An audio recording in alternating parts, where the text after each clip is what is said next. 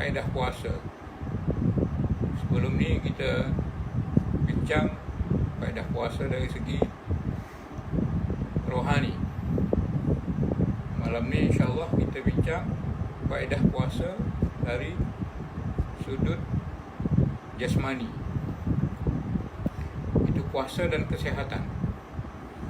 Yang bab ini sebenarnya dibincangkan oleh para doktor, tapi kita usaha berbincang melalui bacaan-bacaan yang dikutip daripada beberapa orang doktor lah. Kalau Allah Subhanahu wa taala, a'udzu billahi minasyaitonir rajim, wa an tasumu khairul lakum in kuntum ta'lamun. Surah Al-Baqarah ayat 184. Bermakna, dan kamu berpuasa itu adalah lebih baik untuk kamu jika kamu mengetahui. Ayat ini jelas menunjukkan bahawa puasa adalah lebih baik. Kalau sakit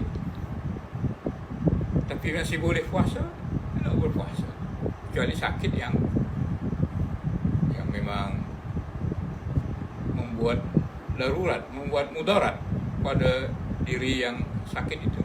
Itu mungkin lebih baik tak puasa lah. Tapi kalau masih boleh puasa, maka wa antasumu khairul lakum. Di ayat ini menjelaskan bahawa puasa adalah konsep kehidupan semula jadi. Untuk kehidupan yang baik, yang lebih baik, dan kesihatan yang sempurna. Sebab mengatakan wa antasumu khairul lakum. Kamu puasa itu adalah lebih baik untuk kamu. Kalau kamu tahulah. Jadi kita nak tahulah mengapa puasa itu baik.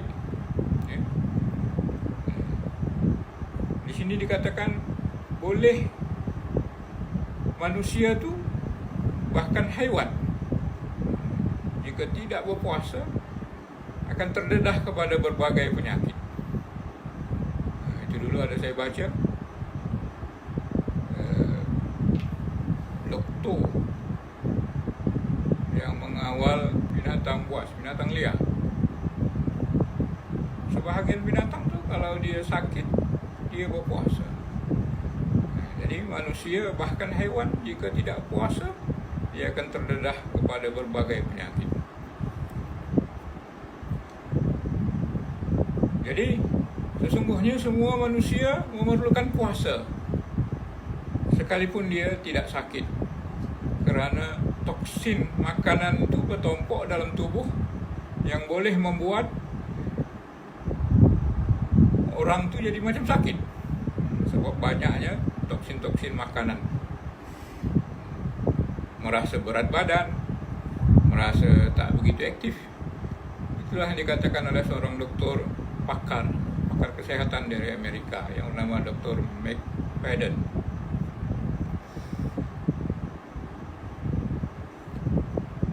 Maka dia kata lagi, jika dia puasa, toksin itu pun hilang sehingga bersih secara sempurna. Berat badannya normal dan sel-sel darahnya menjadi baru. Tidak lebih selama 20 hari selepas berbuka puasa. Dia akan merasa cergas dan kuat yang belum pernah dirasakannya sebelum ini. Itulah kata Dr. McFadden tadi, bahawa puasa itu sangat perlu untuk kehidupan. Ini dikutip daripada Islam Online Net 21529. Bila rujuk sanalah panjang lagi, cuma berbahasa Arab. Dalam artikel yang lain, dia mengatakan puasa itu seperti tongkat ajaib, dapat menyembuhkan penyakit yang membabitkan perut. Jadi asal yang berkaitan dengan perut, yang perut ni istilah kesihatan dia adalah baitudda, gudang segala penyakit. Jadi puasa itu adalah salah satu jalan untuk mengobati macam penyakit lah, bermacam-macam penyakit. Dan beliau berjaya mengobati pesakit-pesakitnya dengan meminta mereka berpuasa sebagai alternatif kepada perubatan moden. pada tahun 1994 pernah diadakan Kongres Antarabangsa berhubung kesehatan dan puasa yang diadakan di Casablanca. Telah membentangkan kertas-kertas kerja daripada penyelidik Islam yang Muslim maupun yang non-Muslim. Kajian mendapati amalan berpuasa itu khasnya pada bulan Ramadan mempunyai kesan fisiologi dan psikologi secara tidak langsung. Kesan fisiologinya termasuklah merendahkan glukos, gula dalam darah, kolesterol, kemudian sistolik BP. Sistolik ni tekanan darah yang belah atas. Kalau kita cek darah kan, yang belah atas. Yang biasanya normal dia 120, bawah dia 80, diastolik. Kalau sistolik ni 140, itu dah darah tinggi. Kalau dia 90, itu dah jadi darah rendah. Jadi dengan puasa dia normal kan, dia 120 ke 80 yang diastolik yang bawahnya. Jadi sangat baik puasa ini. Ini dikutip pada website jpa.gov.my.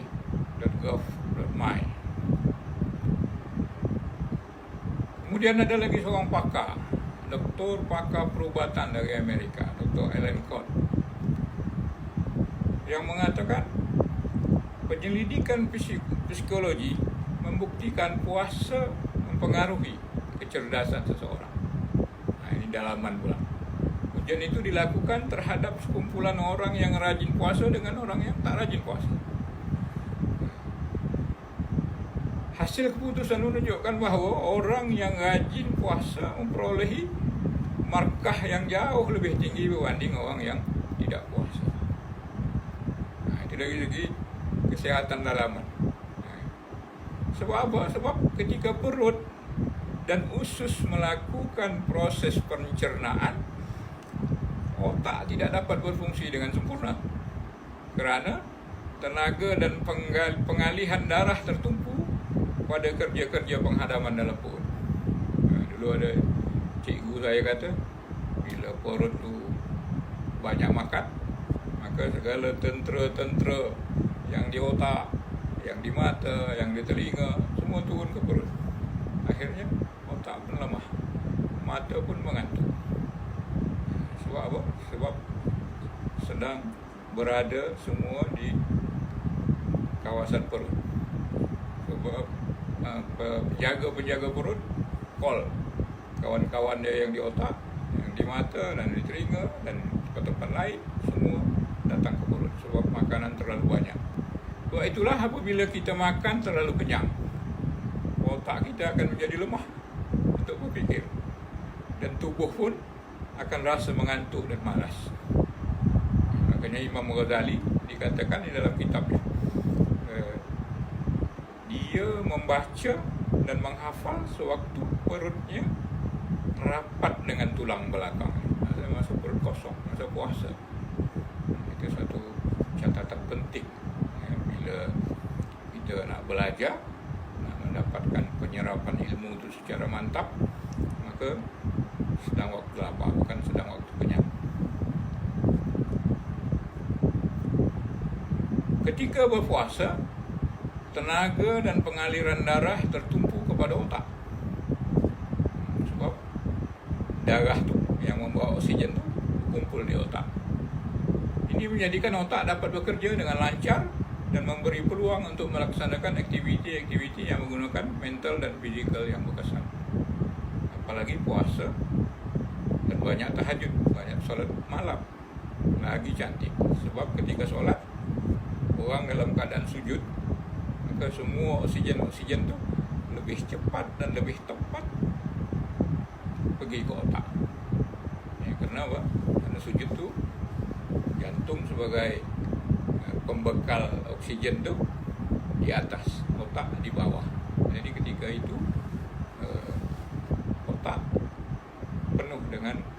oksigen yang memang diperlukan. Ketika berpuasa, perut akan mengeluarkan bahan-bahan buangan yang berbahaya yang disingkirkan melalui proses detoksifikasi. Jadi puasa ni adalah proses pembuangan. Ya. Jadi sangat baik puasa ini untuk kesihatan.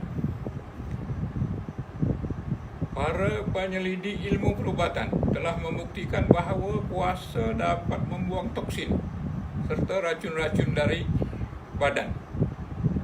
Yang itu menyebabkan peningkatan sistem imunisasi bagi tubuh dalam melawan penyakit. Jadi banyak penyakit-penyakit yang sehat apabila racun-racun itu sudah dinyah bersihkan. Ingat semua, puasalah kerana ibadah kepada Allah Subhanahu wa taala. Jangan silap. Jangan puasa kerana nak diet. Kita dapat takwa dan sehat. Kalau kita puasa, niat kita ibadah, taqarrub kepada Allah Subhanahu wa taala, maka kita dapat takwa dan sehat. Bagaimana sabda Nabi SAW, sumu tasihu, puasalah kamu akan sehat. Cuma hadis ini dipertikaikan kesahihannya. Ada yang mengatakan, sebagian ulama mengatakan dhaif, ya, tapi hadis ini diriwayatkan oleh Tabrani. Hada billahi taufiq wal hidayah, wa ila liqa'in jadid insyaallah. Wassalamualaikum warahmatullahi